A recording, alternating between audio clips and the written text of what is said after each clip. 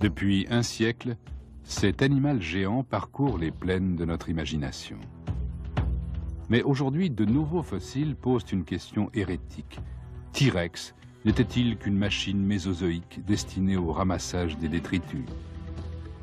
La science pourrait-elle nous apporter d'autres désillusions sur notre monstre favori?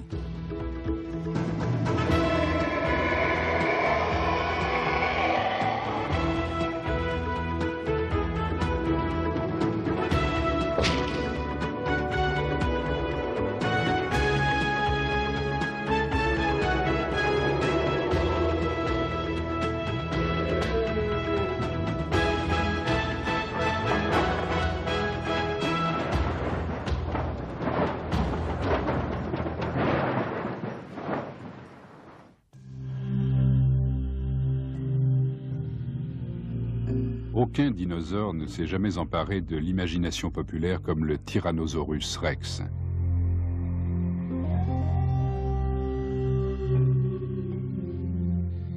Célébrité internationale, il est devenu le symbole de la destruction et d'une terreur qui glace le sang.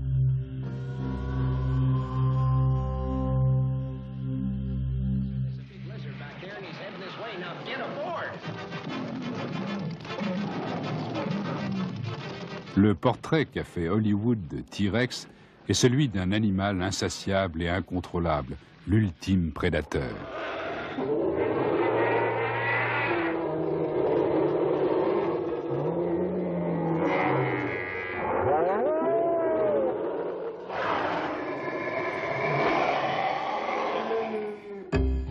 Il est devenu le best-seller des dinosaures. Ses dents en plastique sont vendues comme souvenirs. Walders fait des copies de T-Rex en métal. Elles répondent à l'image du monstre que le public souhaite. Légendaire pour sa férocité, Rex monte la garde à travers tout le pays devant les motels, les glaciers et dans les jardins publics. Sa taille fait peur, 3 fois la taille d'un homme. Il pesait jusqu'à 7 tonnes. Sa mâchoire aux muscles puissants était garnie de dents de 22 cm. Mais le pire est que ce gigantesque animal se nourrissait de viande. C'est le plus grand carnivore à avoir jamais foulé le sol. La présence de T-Rex dans les musées du monde entier fait croire qu'on en a découvert de nombreux fossiles. Mais la vérité est que la plus grande partie des Tyrannosaurus exposés sont des moulages faits à partir de quelques fossiles mis à jour.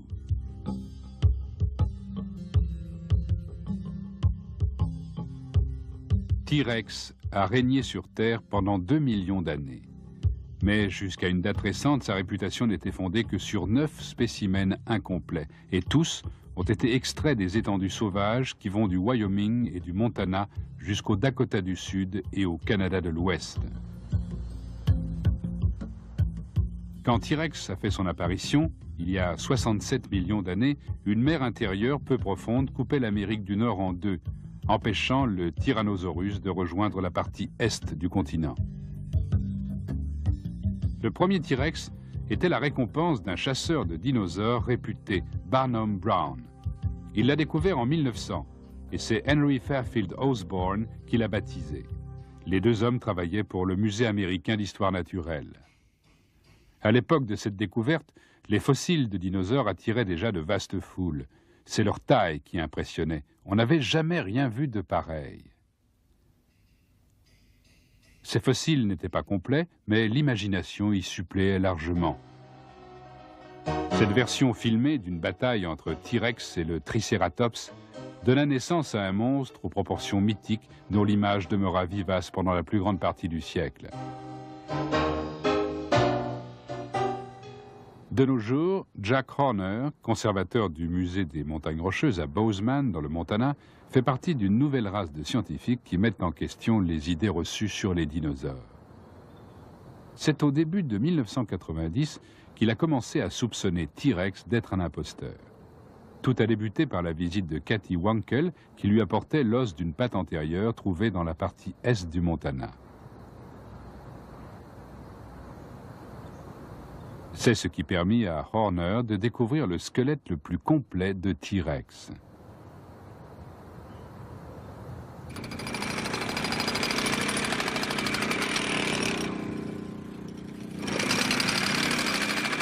Il fallut employer les grands moyens pour mettre à jour les impressionnants fossiles enterrés depuis 65 millions d'années.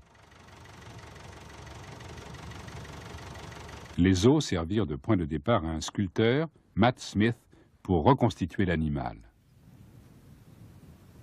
Le Tyrannosaurus rex, exposé au musée des Montagnes Rocheuses, mesure une douzaine de mètres de long. Ça, c'est une reproduction au 1/20e. La position des vertèbres dorsales et des côtes est correcte. Vu de l'arrière, on se rend compte que l'animal était plutôt étroit. Il est arrivé qu'on imagine T-Rex comme une créature pataude traînant sa queue sur le sol. Ce nouveau modèle pouvait poursuivre sa proie à environ 50 km/h. Il aurait été plus rapide qu'un homme lancé à fond. Mais Horner n'était pas convaincu que T-Rex méritait sa réputation de terrifiant prédateur. Quand il trouva le premier Tyrannosaurus rex, Barnum Brown rapporta le spécimen, et Henry Fairfield Osborn fut la première personne à l'étudier. Il lui donna un nom qui signifie « roi tyran des lézards ». Et il a estimé que c'était un prédateur. Mais son affirmation ne s'appuyait sur rien, il n'avait pas fait le travail nécessaire pour le prouver. Il a déclaré que c'était le plus grand animal carnivore jamais découvert, et on en conclut un peu hâtivement que c'était un prédateur. Cette conclusion rapide poussait à imaginer T-Rex comme un chasseur sanguinaire. Mais Hunter en avait une autre image, celle d'un animal nécrophage grandi trop vite, une espèce de vautour gigantesque se nourrissant de cadavres. Il admet que sa description de T-Rex n'est pas populaire. Les gens ne souhaitent pas entendre dire que le Tyrannosaurus était nécrophage. Pour une raison ou pour une autre, il est très important pour eux de savoir surtout que c'était un prédateur. La réputation de chasseur de T-Rex s'appuie surtout sur sa taille. Mais comme le vautour, l'un des plus grands oiseaux carnivores, il pouvait utiliser son apparence pour faire fuir d'autres animaux et s'approprier la nourriture. Horner le compare avec un groupe de dinosaures prédateurs qui comprend le Vélociraptor, le Troodon et le Deinonychus, tous bâtis pour la vitesse. Si on pouvait créer un prédateur bipède, on prendrait pour modèle le Vélociraptor. Il a la cuisse et le fémur court, mais un long tibia. Ça lui donne un avantage pour courir. C'est pourquoi une autruche, qui a pourtant la taille d'un homme, court beaucoup plus vite que lui. Le fémur et le tibia humain ont la même longueur. Et le Tyrannosaurus rex avait également un fémur et un tibia de longueur identique.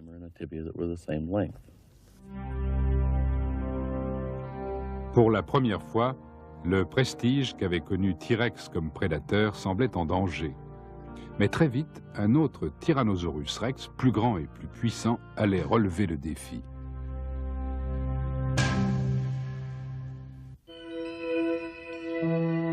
L'absence de végétation dans cette région aride du Dakota du Sud en fait un endroit idéal pour y chercher les os d'animaux disparus.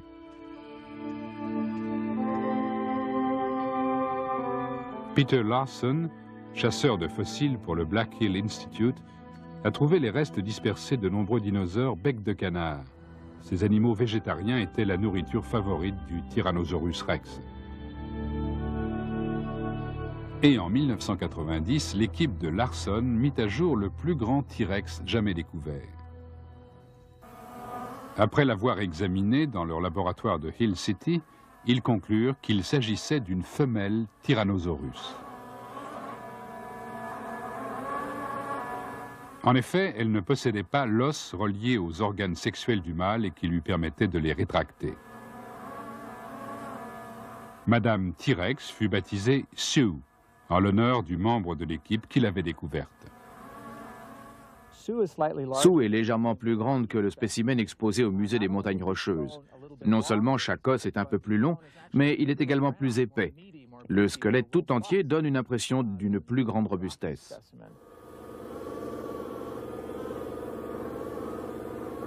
De nouveau, l'image du Tyrannosaurus rex était mise en danger par l'apparition d'une reine tyran des lézards qui le dominait nettement.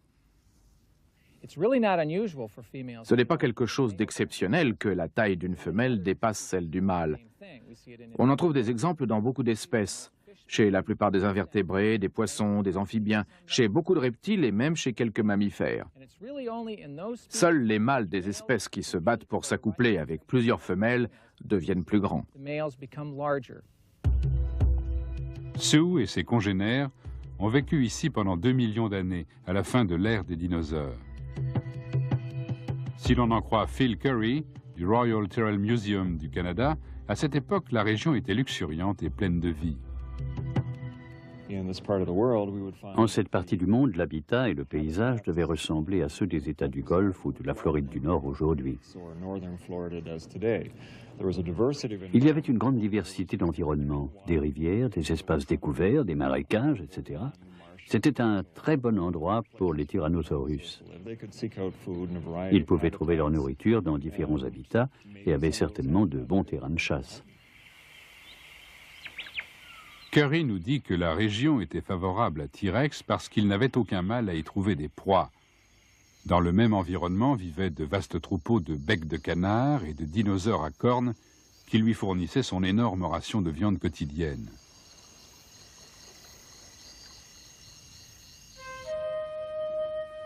Sur la montagne aux œufs, dans le nord du Montana, Jack Horner a trouvé un amas d'eau où il a pu comptabiliser environ 10 000 becs de canard. Ils ont été enterrés par une éruption volcanique bien plus dévastatrice que celle du Vésuve qui a enseveli Pompéi. Pour Horner, cela constitue la preuve que Tyrannosaurus se nourrissait de cadavres. Les becs de canard et les dinosaures à cornes se déplaçaient en troupeaux gigantesques. On peut se référer à l'Afrique d'aujourd'hui où d'immenses troupeaux de bêtes sauvages se déplacent. Et ils sont suivis par des animaux nécrophages comme les hyènes et les vautours. Alors on imagine mal des centaines d'animaux mourants et les tyrannosaurus ne dévorant pas les cadavres. Ça semble vraiment improbable. On a trouvé des dents de T-Rex parmi les ossements de becs de canard et de dinosaures à cornes dont les troupeaux parcouraient les plaines du Crétacé supérieur. Mais Phil Curry et Peter Larson ne sont pas d'accord avec la théorie de Horner.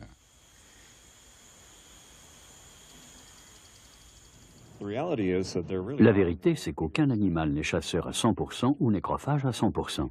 Si un lion trouve un animal déjà mort, il va le manger. S'il ne trouve rien, il va chasser. Le Tyrannosaurus et les autres théropodes devaient avoir la même attitude. Le Tyrannosaurus n'aurait pas laissé échapper un repas. S'il rencontrait un animal mort, il devait le dévorer. Mais dans le cas contraire, il n'attendait pas qu'il y en ait un qui meure devant ses yeux. Quand il avait faim, il chassait. La question de savoir si le Tyrannosaurus chassait ou mangeait des cadavres n'est donc pas tranchée. Mais Larson et ses collègues sont sûrs qu'il n'hésitait pas à attaquer ses propres congénères. Sue porte des blessures qui le prouvent. Une de ces côtes ici, près de l'épaule, n'a jamais guéri correctement. Et à l'intérieur, dans cette exostose qui s'est formée dans la région affectée, on a trouvé un morceau de dent d'un autre Tyrannosaurus rex. Sue a été mordu et a certainement dû défendre sa vie plusieurs fois. Larson a également découvert qu'on s'était occupé d'elle. Elle porte la trace d'une fracture à une patte qui s'est ressoudée. Cela signifie qu'elle n'a pas pu marcher pendant une longue période et qu'elle n'a pu survivre que si un autre T-Rex lui a apporté à manger. Mais plus tard, affirme Larson, elle a été tuée par un de ses semblables.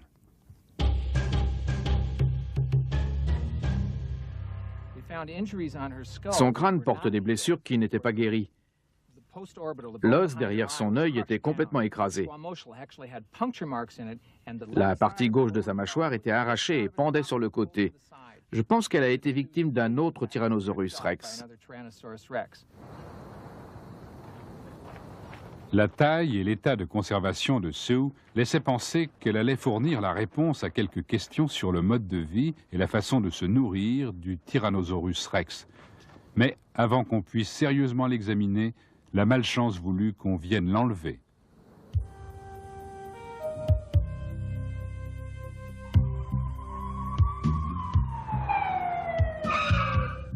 Le 14 mai 1992, des agents du FBI pénètrent dans les locaux du Black Hill Institute afin de mettre Sue sous leur protection.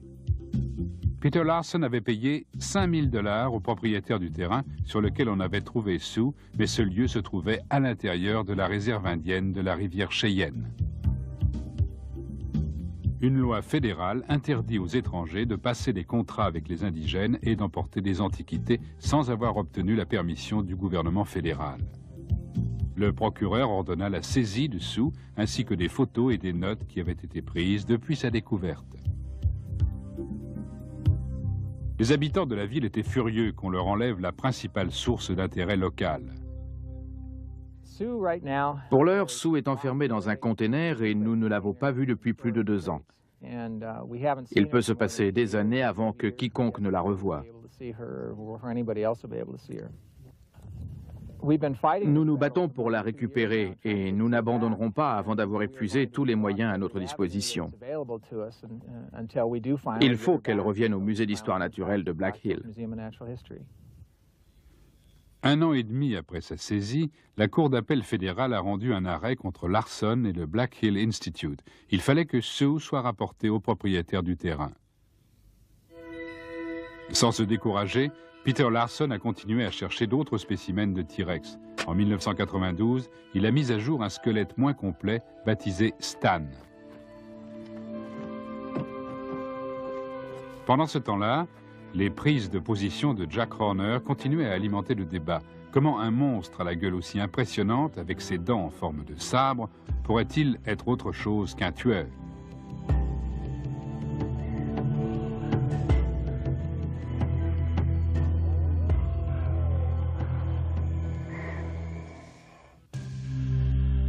Quand il trouva le premier T-Rex en 1900, Barnum Brown était persuadé avoir affaire à un prédateur. C'était en tout cas le plus grand dinosaure carnivore jamais découvert.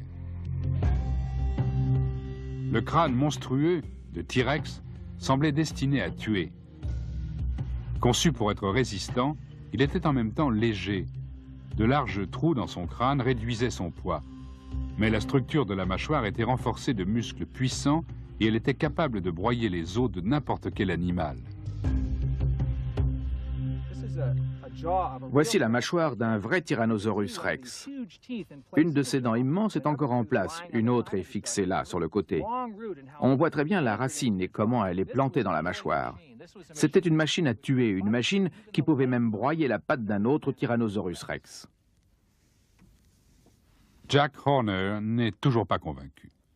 Que ce soit pour chasser ou pour dévorer des cadavres, T-Rex avait besoin de ses mâchoires puissantes aux dents redoutables pour déchiqueter la viande. Et il s'intéresse à une autre partie de l'anatomie de T-Rex, ses pattes antérieures minuscules qui intriguent les paléontologues depuis si longtemps. Avec le Montana Rex, Horner a trouvé le premier bras complet d'un Tyrannosaurus. On constate que T-Rex mesurait environ 5 mètres de haut et que son bras n'était pas plus grand que celui d'un homme. Horner a demandé au sculpteur Matt Smith de reconstituer cette patte antérieure en utilisant la musculature d'une variété d'animaux et d'oiseaux existant aujourd'hui. Une étude de biomécanique du bras ainsi obtenue a montré que l'animal pouvait soulever 200 kilos, beaucoup plus qu'on ne l'imaginait jusqu'ici. Les bras sont néanmoins bien chétifs pour une bête pesant 7 tonnes. Horner en a conclu qu'ils étaient pratiquement inutiles pour capturer une proie. Le petit bras du Tyrannosaurus rex n'atteignait pas sa gueule. Pas plus que les 2 bras ne pouvaient se toucher. Alors imaginez que vous essayez d'attraper un poulet avec les mains attachées derrière le dos, c'est impossible.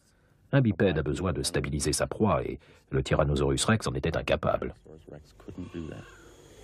Il paraît évident que les pattes antérieures de T-Rex étaient moins efficaces que celles d'Allosaurus, un dinosaure qui l'a précédé et qui lui ressemblait. Si on compare les membres antérieurs du Tyrannosaurus rex avec ceux d'un dinosaure carnivore plus ancien, l'Allosaurus, on voit que ce dernier possédait une espèce de main utile à un prédateur. Celle du Tyrannosaurus rex, devenue plus petite et certainement plus spécialisée. Mais ce qui semblerait prouver que T-Rex était un prédateur est le développement de ses sens. Un grand dinosaure carnivore doit pouvoir trouver ses victimes potentielles n'importe quand et n'importe où. Et T-Rex avait cette faculté. Il possédait une ouïe très développée, lui permettant de suivre une proie. De plus, à l'inverse de la plupart des autres dinosaures, sa vision était stéréoscopique. Il enregistrait le moindre mouvement. Si on observe ses yeux, on remarque qu'ils sont très grands et le lobe du cerveau qui se rapporte à la vision est également bien développé.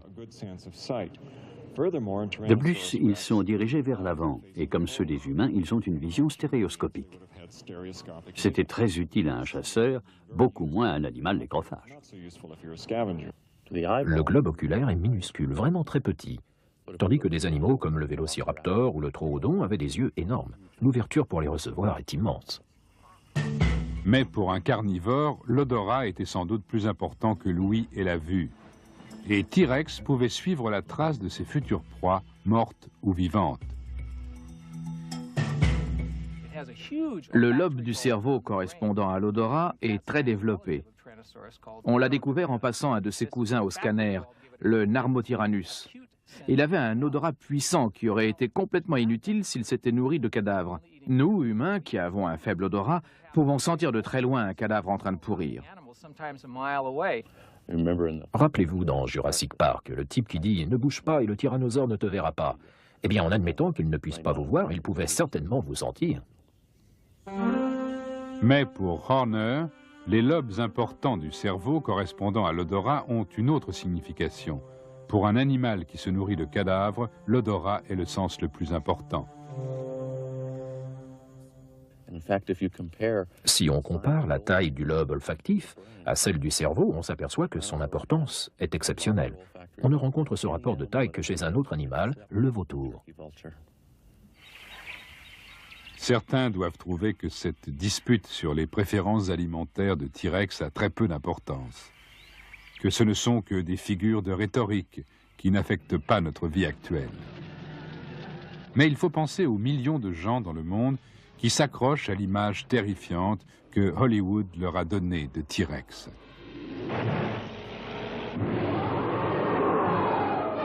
Si on prouve que ce n'était qu'un animal nécrophage, la réputation du monstre que nous avons appris à aimer risque-t-elle d'être perdue à jamais? En 1994, John Storer, paléontologue, a trouvé un autre T-Rex dans la province canadienne du Saskatchewan. Il faut rappeler qu'on avait découvert seulement 9 T-Rex entre 1900 et 1990. Et puis on a mis à jour 3 squelettes assez complets en l'espace de 4 ans. L'importance accrue de la paléontologie a fait naître des vocations de chasseurs de fossiles. Peut-être saura-t-on bientôt si T-Rex ressemblait au monstre qu'on a imaginé. Aurait-il pu être un gigantesque vautour préhistorique? Actuellement, sa réputation n'est pas encore ternie. Pour la plupart d'entre nous, il demeure la quintessence du dinosaure, le seul, l'unique, le légendaire Tyrannosaurus Rex.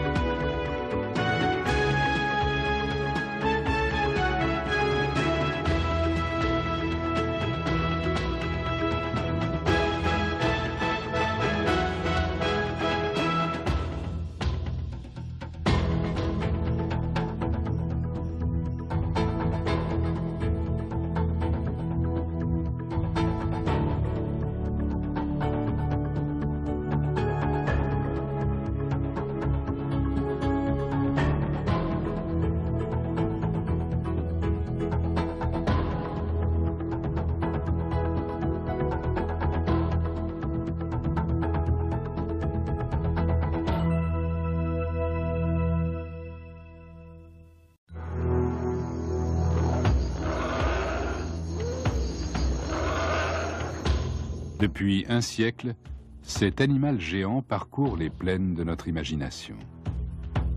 Mais aujourd'hui, de nouveaux fossiles posent une question hérétique. T-Rex n'était-il qu'une machine mésozoïque destinée au ramassage des détritus? La science pourrait-elle nous apporter d'autres désillusions sur notre monstre favori?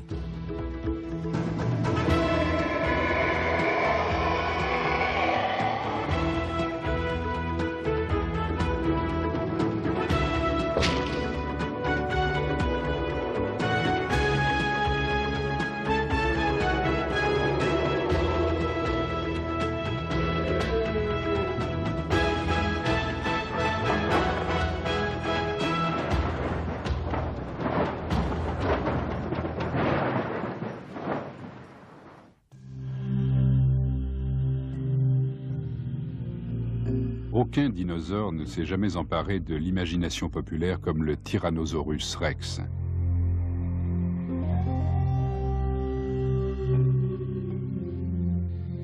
Célébrité internationale, il est devenu le symbole de la destruction et d'une terreur qui glace le sang.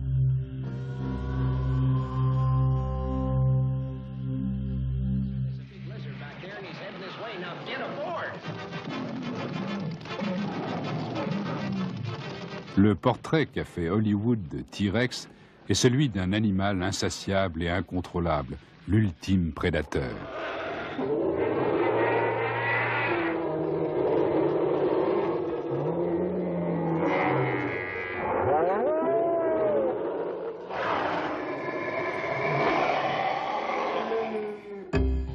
Il est devenu le best-seller des dinosaures. Ses dents en plastique sont vendues comme souvenirs. Walders fait des copies de T-Rex en métal. Elles répondent à l'image du monstre que le public souhaite. Légendaire pour sa férocité, Rex monte la garde à travers tout le pays devant les motels, les glaciers et dans les jardins publics. Sa taille fait peur, 3 fois la taille d'un homme.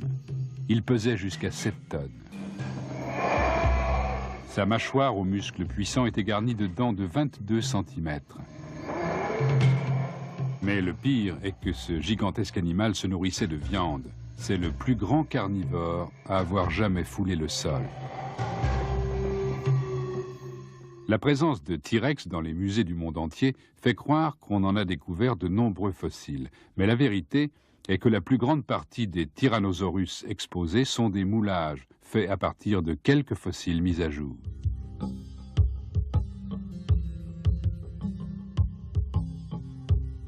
T-Rex a régné sur Terre pendant 2 millions d'années. Mais jusqu'à une date récente, sa réputation n'était fondée que sur 9 spécimens incomplets, et tous ont été extraits des étendues sauvages qui vont du Wyoming et du Montana jusqu'au Dakota du Sud et au... Cette conclusion rapide poussait à imaginer T-Rex comme un chasseur sanguinaire. Mais Hunter en avait une autre image, celle d'un animal nécrophage grandi trop vite, une espèce de vautour gigantesque se nourrissant de cadavres. Il admet que sa description de T-Rex n'est pas populaire. Les gens ne souhaitent pas entendre dire que le Tyrannosaurus était nécrophage. Pour une raison ou pour une autre, il est très important pour eux de savoir surtout que c'était un prédateur. La réputation de chasseur de T-Rex s'appuie surtout sur sa taille. Mais comme le vautour, l'un des plus grands oiseaux carnivores, il pouvait utiliser son apparence pour faire fuir d'autres animaux et s'approprier la nourriture. Horner le compare avec un groupe de dinosaures prédateurs qui comprend le Vélociraptor, le Troodon et le Deinonychus, tous bâtis pour la vitesse. Si on pouvait créer un prédateur bipède, on prendrait pour modèle le Vélociraptor. Il a la cuisse et le fémur court, mais un long tibia. Ça lui donne un avantage pour courir. C'est pourquoi une autruche, qui a pourtant la taille d'un homme, court beaucoup plus vite que lui. Le fémur et le tibia humain ont la même longueur. Et le Tyrannosaurus rex avait également un fémur et un tibia de longueur identique.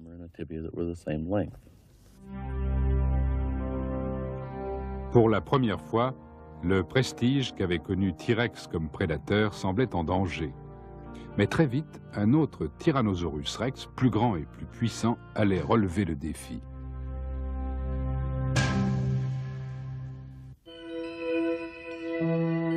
L'absence de végétation dans cette région aride du Dakota du Sud en fait un endroit idéal pour y chercher les os d'animaux disparus.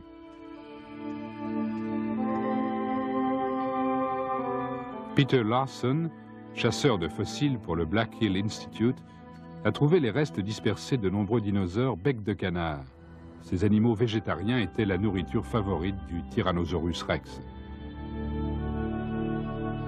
Et en 1990, l'équipe de Larson mit à jour le plus grand T-Rex jamais découvert.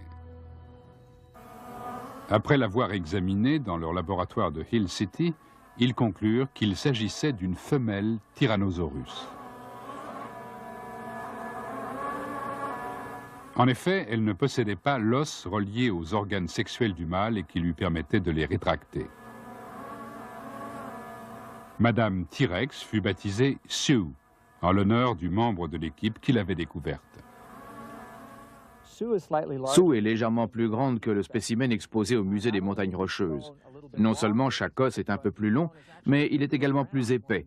Le squelette tout entier donne une impression d'une plus grande robustesse.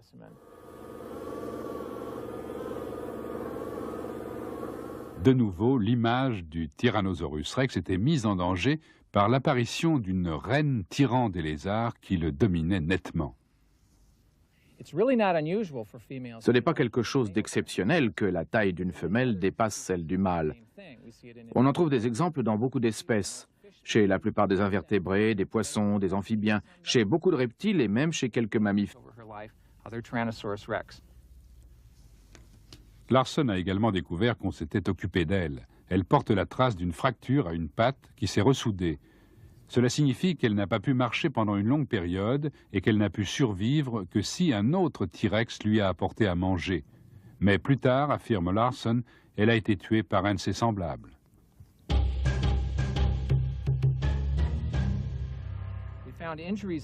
Son crâne porte des blessures qui n'étaient pas guéries. L'os derrière son œil était complètement écrasé. La partie gauche de sa mâchoire était arrachée et pendait sur le côté. Je pense qu'elle a été victime d'un autre Tyrannosaurus rex. La taille et l'état de conservation de Sue laissaient penser qu'elle allait fournir la réponse à quelques questions sur le mode de vie et la façon de se nourrir du Tyrannosaurus rex. Mais avant qu'on puisse sérieusement l'examiner, la malchance voulut qu'on vienne l'enlever.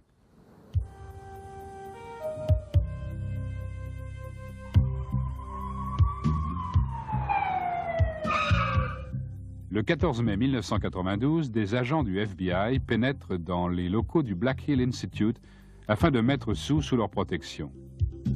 Peter Larson avait payé 5 000 $ au propriétaire du terrain sur lequel on avait trouvé Sue, mais ce lieu se trouvait à l'intérieur de la réserve indienne de la rivière Cheyenne. Une loi fédérale interdit aux étrangers de passer des contrats avec les indigènes et d'emporter des antiquités sans avoir obtenu la permission du gouvernement fédéral. Le procureur ordonna la saisie de Sue ainsi que des photos et des notes qui avaient été prises depuis sa découverte.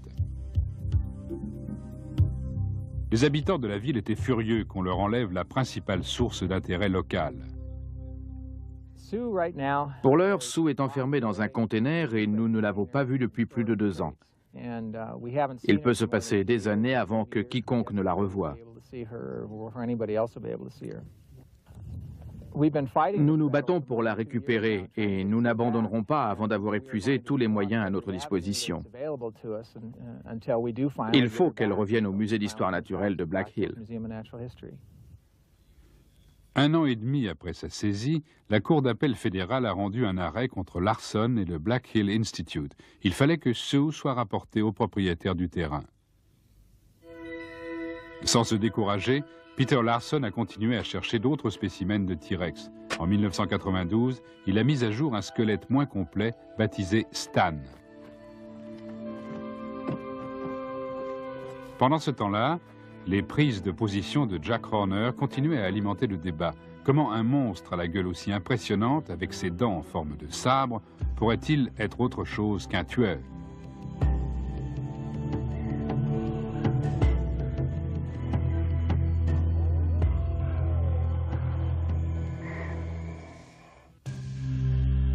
Quand il trouva le premier T-Rex en 1900, Barnum Brown était persuadé avoir affaire à un prédateur. C'était en tout cas le plus grand dinosaure carnivore jamais découvert. Le crâne monstrueux au Canada de l'Ouest.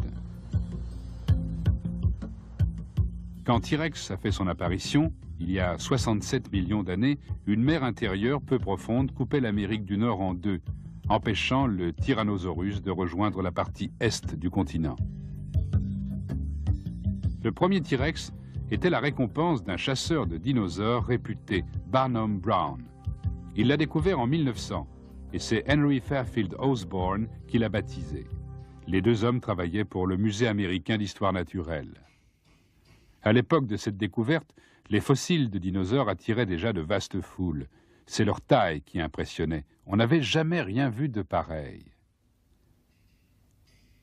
Ces fossiles n'étaient pas complets, mais l'imagination y suppléait largement. Cette version filmée d'une bataille entre T-Rex et le Triceratops donna naissance à un monstre aux proportions mythiques dont l'image demeura vivace pendant la plus grande partie du siècle. De nos jours, Jack Horner, conservateur du musée des montagnes rocheuses à Bozeman, dans le Montana, fait partie d'une nouvelle race de scientifiques qui mettent en question les idées reçues sur les dinosaures. C'est au début de 1990 qu'il a commencé à soupçonner T-Rex d'être un imposteur. Tout a débuté par la visite de Cathy Wankel qui lui apportait l'os d'une patte antérieure trouvée dans la partie est du Montana. C'est ce qui permit à Horner de découvrir le squelette le plus complet de T-Rex.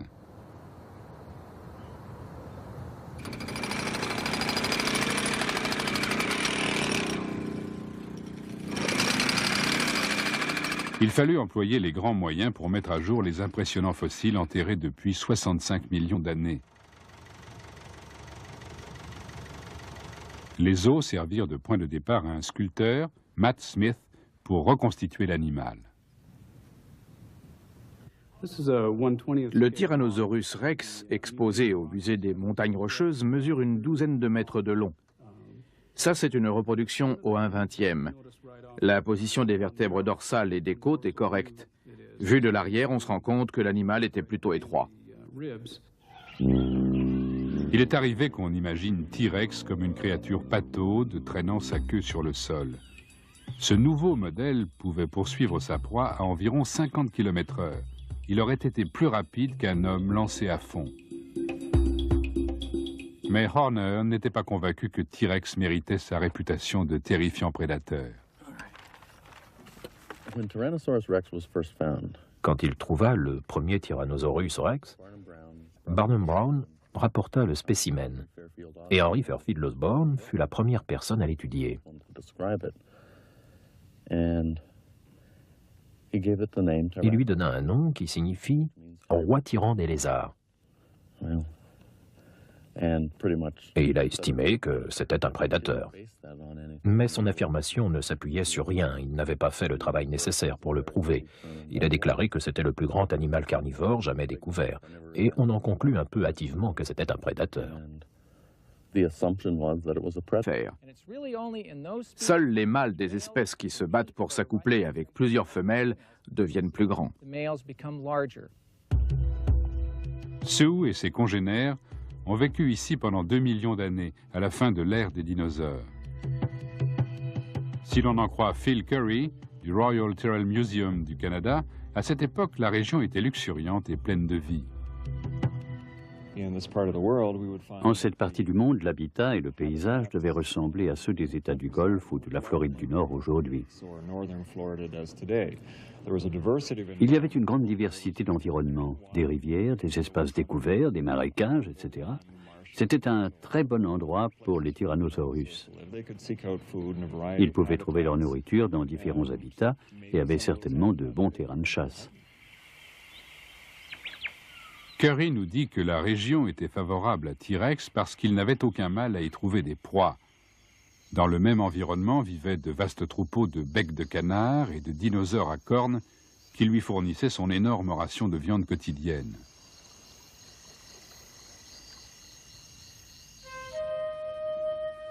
Sur la montagne aux œufs, dans le nord du Montana, Jack Horner a trouvé un amas d'eau où il a pu comptabiliser environ 10 000 becs de canard. Ils ont été enterrés par une éruption volcanique bien plus dévastatrice que celle du Vésuve qui a enseveli Pompéi. Pour Horner, cela constitue la preuve que Tyrannosaurus se nourrissait de cadavres. Les becs de canard et les dinosaures à cornes se déplaçaient en troupeaux gigantesques. On peut se référer à l'Afrique d'aujourd'hui où d'immenses troupeaux de bêtes sauvages se déplacent. Et ils sont suivis par des animaux nécrophages comme les hyènes et les vautours. Alors on imagine mal des centaines d'animaux mourants et les tyrannosaurus ne dévorant pas les cadavres. Ça semble vraiment improbable. On a trouvé des dents de T-Rex parmi les ossements de becs de canard et de dinosaures à cornes dont les troupeaux parcouraient les plaines du Crétacé supérieur. Mais Phil Curry et Peter Larson ne sont pas d'accord avec la théorie de Horner.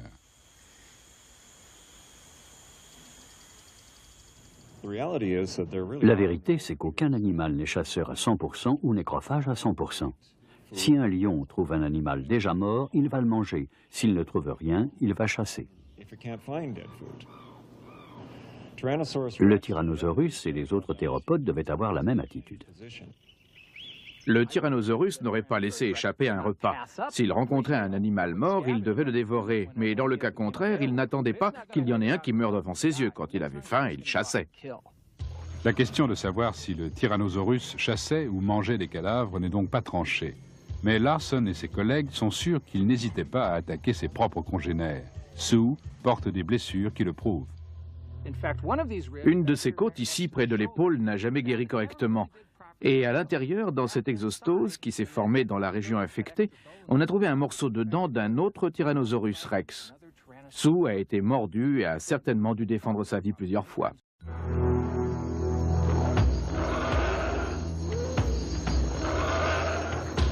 Depuis un siècle, cet animal géant parcourt les plaines de notre imagination.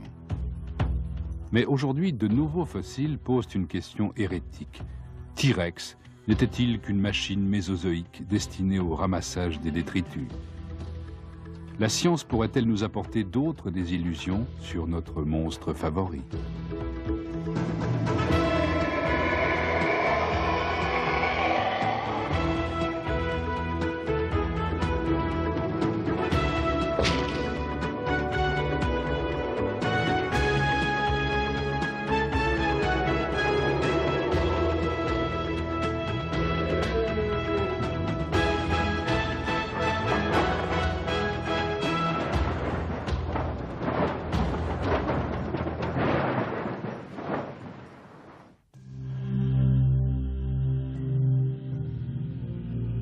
Aucun dinosaure ne s'est jamais emparé de l'imagination populaire comme le Tyrannosaurus rex.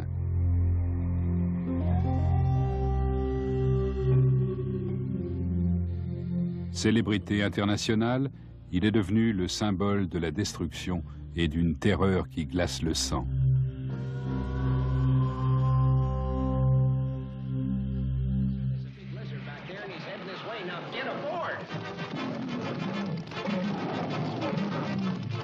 Le portrait qu'a fait Hollywood de T-Rex est celui d'un animal insatiable et incontrôlable, l'ultime prédateur.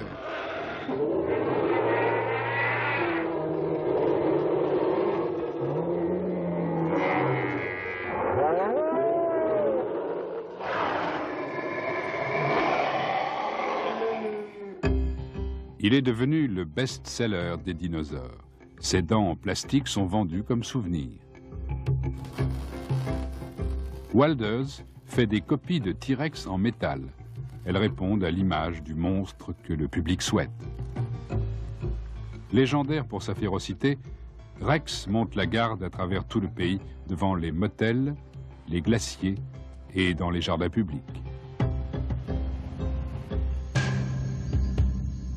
Sa taille fait peur, 3 fois la taille d'un homme. Il pesait jusqu'à 7 tonnes.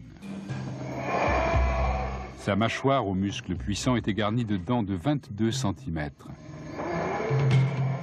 Mais le pire est que ce gigantesque animal se nourrissait de viande. C'est le plus grand carnivore à avoir jamais foulé le sol. La présence de T-Rex dans les musées du monde entier fait croire qu'on en a découvert de nombreux fossiles. Mais la vérité est que la plus grande partie des Tyrannosaurus exposés sont des moulages faits à partir de quelques fossiles mis à jour.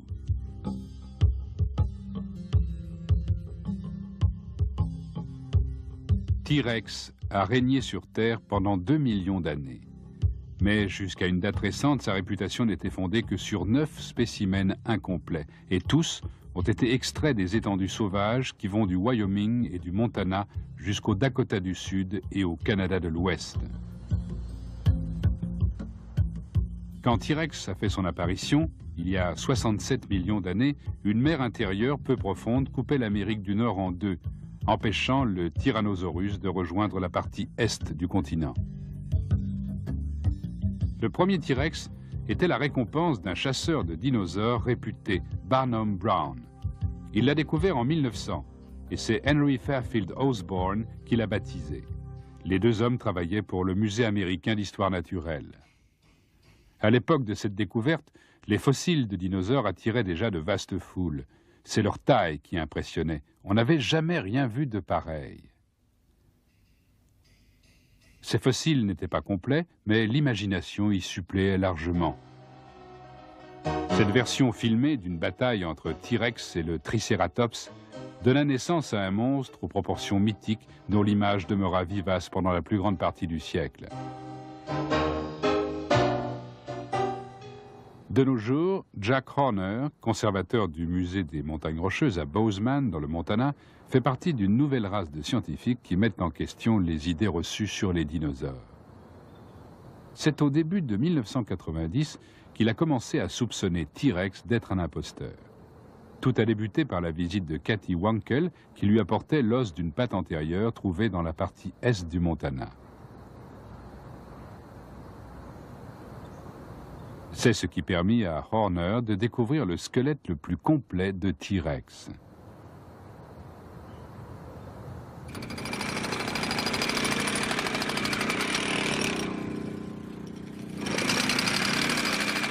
Il fallut employer les grands moyens pour mettre à jour les impressionnants fossiles enterrés depuis 65 millions d'années. Les os servirent de point de départ à un sculpteur, Matt Smith, pour reconstituer l'animal. Le Tyrannosaurus rex, exposé au musée des montagnes rocheuses, mesure une douzaine de mètres de long. Ça, c'est une reproduction au 1/20e. La position des vertèbres dorsales et des côtes est correcte. Vu de l'arrière, on se rend compte que l'animal était plutôt étroit. Il est arrivé qu'on imagine T-Rex comme une créature pataude traînant sa queue sur le sol. Ce nouveau modèle pouvait poursuivre sa proie à environ 50 km/h. Il aurait été plus rapide qu'un homme lancé à fond. Mais Horner n'était pas convaincu que T-Rex méritait sa réputation de terrifiant prédateur. Quand il trouva le premier Tyrannosaurus rex, Barnum Brown rapporta le spécimen, et Henry Fairfield Osborn fut la première personne à l'étudier. Il lui donna un nom qui signifie « roi tyran des lézards ». Et il a estimé que c'était un prédateur.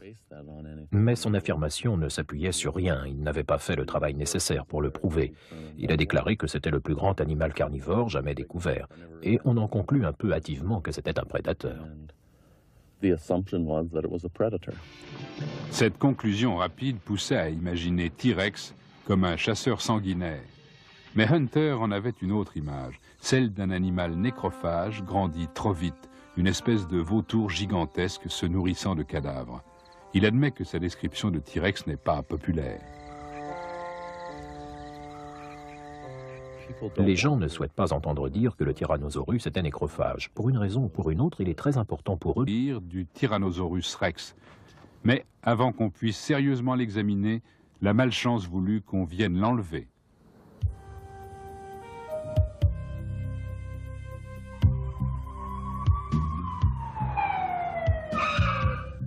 Le 14 mai 1992, des agents du FBI pénètrent dans les locaux du Black Hill Institute afin de mettre Sue sous leur protection. Peter Larson avait payé 5 000 $ au propriétaire du terrain sur lequel on avait trouvé Sue, mais ce lieu se trouvait à l'intérieur de la réserve indienne de la rivière Cheyenne. Une loi fédérale interdit aux étrangers de passer des contrats avec les indigènes et d'emporter des antiquités sans avoir obtenu la permission du gouvernement fédéral. Le procureur ordonna la saisie de Sue ainsi que des photos et des notes qui avaient été prises depuis sa découverte. Les habitants de la ville étaient furieux qu'on leur enlève la principale source d'intérêt local. Pour l'heure, Sue est enfermée dans un container et nous ne l'avons pas vue depuis plus de 2 ans. Il peut se passer des années avant que quiconque ne la revoie. Nous nous battons pour la récupérer et nous n'abandonnerons pas avant d'avoir épuisé tous les moyens à notre disposition. Il faut qu'elle revienne au musée d'histoire naturelle de Black Hill. 1 an et demi après sa saisie, la Cour d'appel fédérale a rendu un arrêt contre Larson et le Black Hill Institute. Il fallait que Sue soit rapportée au propriétaire du terrain. Sans se décourager, Peter Larson a continué à chercher d'autres spécimens de T-Rex. En 1992, il a mis à jour un squelette moins complet, baptisé Stan. Pendant ce temps-là, les prises de position de Jack Horner continuaient à alimenter le débat. Comment un monstre à la gueule aussi impressionnante, avec ses dents en forme de sabre, pourrait-il être autre chose qu'un tueur?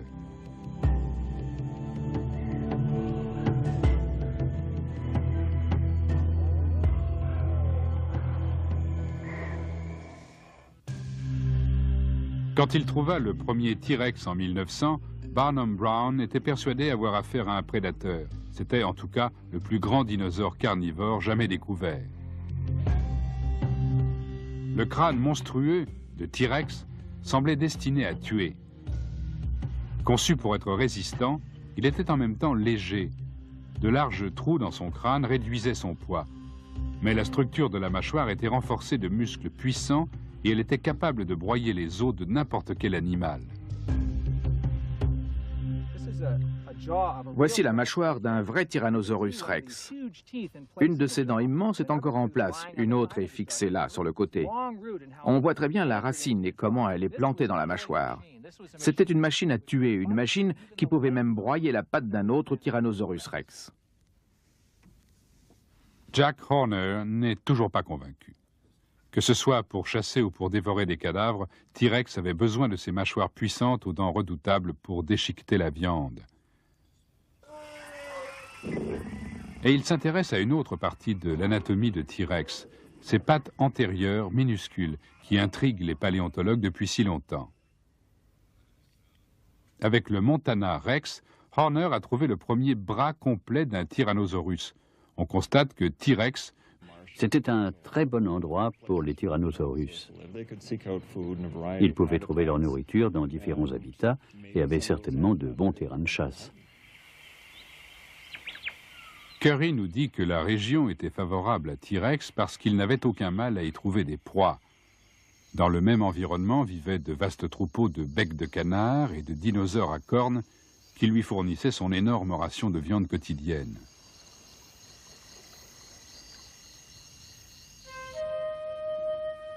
Sur la montagne aux œufs, dans le nord du Montana, Jack Horner a trouvé un amas d'eau où il a pu comptabiliser environ 10 000 becs de canard. Ils ont été enterrés par une éruption volcanique bien plus dévastatrice que celle du Vésuve qui a enseveli Pompéi.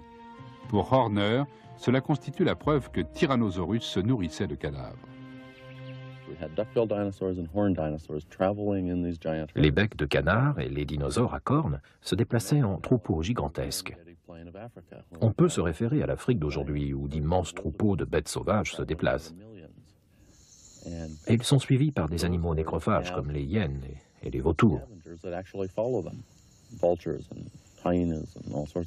Alors on imagine mal des centaines d'animaux mourants et les tyrannosaurus ne dévorant pas les cadavres.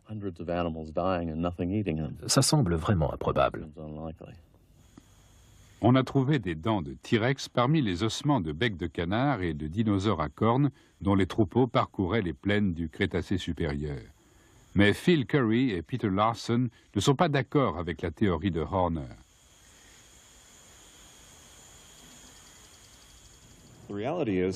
La vérité, c'est qu'aucun animal n'est chasseur à 100% ou nécrophage à 100%. Si un lion trouve un animal déjà mort, il va le manger. S'il ne trouve rien, il va chasser. Le Tyrannosaurus et les autres théropodes devaient avoir la même attitude. Le Tyrannosaurus n'aurait pas laissé échapper un repas. S'il rencontrait un animal mort, il devait le dévorer. Mais dans le cas contraire, il n'attendait pas qu'il y en ait un qui meure devant ses yeux. Quand il avait faim, il chassait. La question de savoir si le Tyrannosaurus chassait ou mangeait des cadavres n'est donc pas tranchée. Mais Larson et ses collègues sont sûrs qu'il n'hésitait pas à attaquer ses propres congénères. Sue porte des blessures qui le prouvent. Une de ses côtes, ici, près de l'épaule, n'a jamais guéri correctement. Et à l'intérieur, dans cette exostose qui s'est formée dans la région infectée, on a trouvé un morceau de dent d'un autre Tyrannosaurus rex. Sue a été mordu et a certainement dû défendre sa vie plusieurs fois. Larson a également découvert qu'on s'était occupé d'elle. Elle porte la trace d'une fracture à une patte qui s'est ressoudée.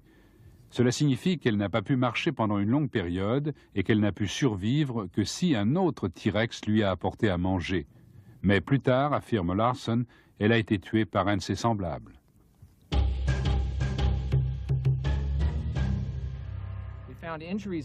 Son crâne porte des blessures qui n'étaient pas guéries. L'os derrière son œil était complètement écrasé. La partie gauche de sa mâchoire était arrachée et pendait sur le côté. Je pense qu'elle a été victime d'un autre Tyrannosaurus rex. La taille et l'état de conservation de Sue laissaient penser qu'elle allait fournir la réponse à quelques questions sur le mode de vie et la façon de se nourrir. De savoir surtout que c'était un prédateur. La réputation de chasseur de T-Rex s'appuie surtout sur sa taille. Mais comme le vautour, l'un des plus grands oiseaux carnivores, il pouvait utiliser son apparence pour faire fuir d'autres animaux et s'approprier la nourriture. Horner le compare avec un groupe de dinosaures prédateurs qui comprend le Vélociraptor, le Troodon et le Deinonychus, tous bâtis pour la vitesse. Si on pouvait créer un prédateur bipède, on prendrait pour modèle le Vélociraptor. Il a la cuisse et le fémur court, mais un long tibia. Ça lui donne un avantage pour courir. C'est pourquoi une autruche, qui a pourtant la taille d'un homme, court beaucoup plus vite que lui. Le fémur et le tibia humain ont la même longueur. Et le Tyrannosaurus rex avait également un fémur et un tibia de longueur identique.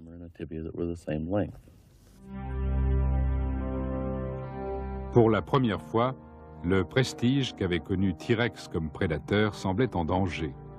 Mais très vite, un autre Tyrannosaurus rex, plus grand et plus puissant, allait relever le défi.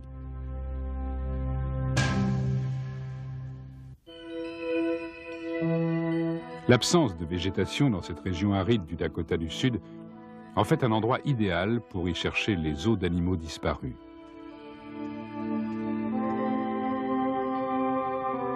Peter Larson, chasseur de fossiles pour le Black Hill Institute, a trouvé les restes dispersés de nombreux dinosaures becs de canard. Ces animaux végétariens étaient la nourriture favorite du Tyrannosaurus rex. Et en 1990, l'équipe de Larson mit à jour le plus grand T-Rex jamais découvert. Après l'avoir examiné dans leur laboratoire de Hill City, ils conclurent qu'il s'agissait d'une femelle Tyrannosaurus. En effet, elle ne possédait pas l'os relié aux organes sexuels du mâle et qui lui permettait de les rétracter. Madame T-Rex fut baptisée Sue, en l'honneur du membre de l'équipe qui l'avait découverte. Sue est légèrement plus grande que le spécimen exposé au musée des montagnes rocheuses. Non seulement chaque os est un peu plus long, mais il est également plus épais. Le squelette tout entier donne une impression d'une plus grande robustesse.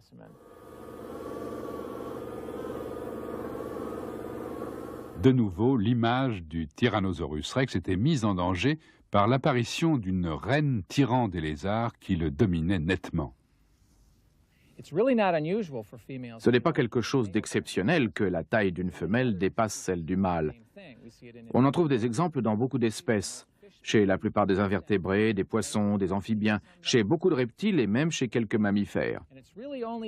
Seuls les mâles des espèces qui se battent pour s'accoupler avec plusieurs femelles deviennent plus grands. Sue et ses congénères ont vécu ici pendant 2 millions d'années, à la fin de l'ère des dinosaures. Si l'on en croit Phil Curry, du Royal Tyrrell Museum du Canada, à cette époque, la région était luxuriante et pleine de vie. En cette partie du monde, l'habitat et le paysage devaient ressembler à ceux des États du Golfe ou de la Floride du Nord aujourd'hui. Il y avait une grande diversité d'environnements, des rivières, des espaces découverts, des marécages, etc.